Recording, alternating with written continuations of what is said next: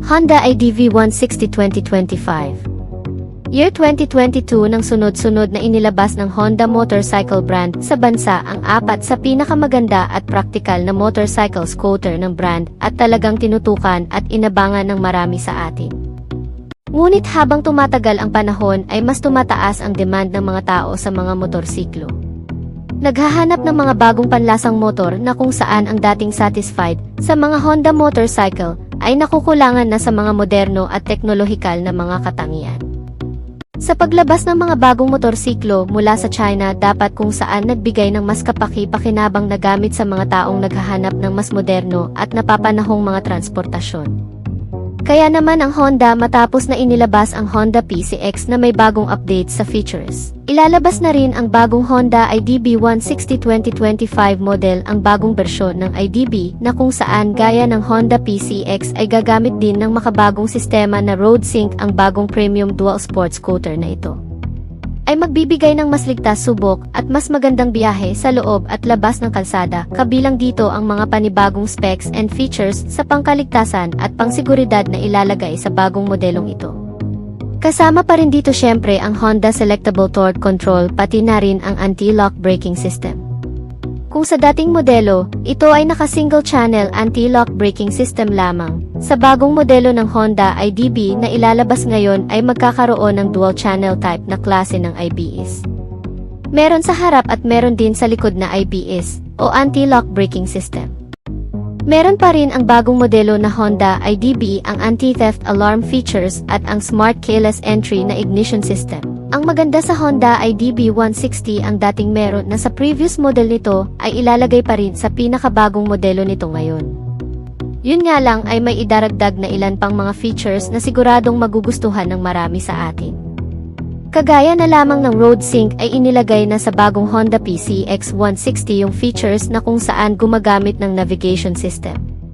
Na pwede mong makonect ang cellphone gadget sa pamamagitan ng application kung saan mamomonitor mo dito lahat ng activity ng motorsiklo, kagaya na lamang ng milyahe. Real-time direction o magsisilbing GPS map nito, kasama ang mga notifikasyon at application na kung saan makikita mo rin ang call alert at message na nanggagaling sa cellphone mo dito sa instrument meter panel cluster.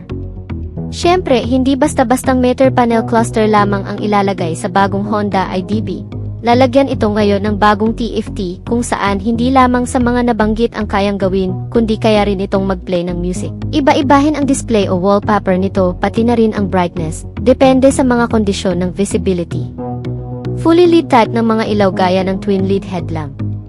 May kasamang daytime running light at mga signal light kasama ang rear combination lamp system at mga turn signal lamp. Ang makina nito ay pinapagana pa rin ng 160 cubic centimeter displacement capacity na may single cylinder, 4 bulbs at single overhead camshaft, ESP Plus engine, naka-liquid cool type, at program fuel injected type na fuel supply. Ang kanyang compression ratio ay 12.0:1 na may boring stroke size na 60 mm by 55.5 mm. At may automatic transmission na may maximum output na 15.8 horsepower at 8,500 RPM habang ang maximum torque ay 14.7 Nm at 6,500 RPM.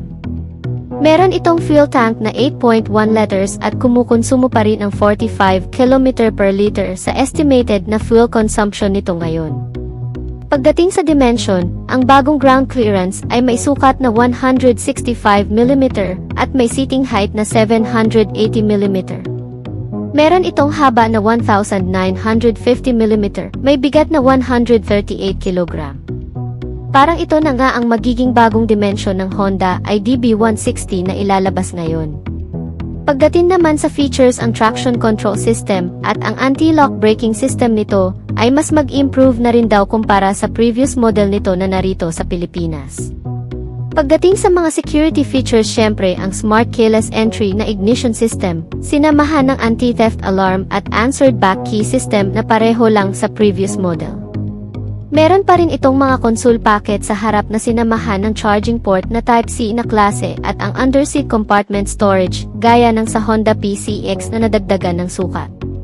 Malamang sa malamang itong bagong Honda IDB ay magkakaroon din ng mas maluwang na compartment-based storage.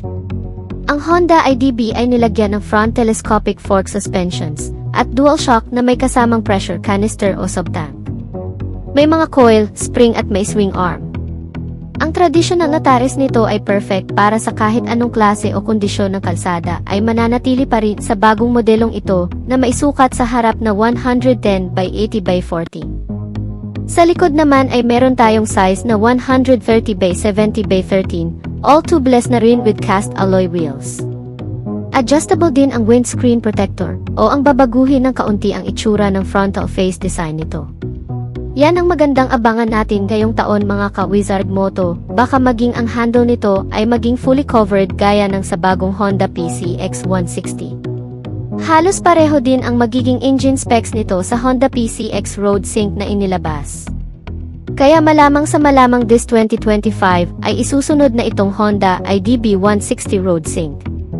Sigurado mga ka-Wizard Moto ay abangan na naman ito ng marami na tuluyang dalhin sa Pilipinas at sigurado rin na magiging sold out na naman ang kasa nito. Mawawalan ng stock panigurado yan, pero sana naman kung sakaling ilalabas na nga itong bagong Honda IDB 160 2025 Model Road Sync version ay hindi mas magiging mahal ang presyo nito. Yung ikukumpara lang nila sa dating presyo ay okay na. Asahan na rin natin ang mga bagong color variant na ilalabas sa modelong ito, tulad ng Cold Silver at Ruby Red na kung saan magkakaroon ng katapat ang ilang mga motorcycle scooter na made in China. Yan ang abangan natin kaya make sure na mag-subscribe sa ating YouTube channel. Siguraduhin ding naka-activate ang notification bell icon para maabisuhan kaagad sa tuwing may bagong video upload sa ating channel. Huwag ding kalimutan na mag-follow sa ating Facebook page. Maraming salamat sa mga solid kong subscriber. At dito na natin tatapusin ang ating video mga ka-Wizard Moto. Ride safe as always and may God bless us all.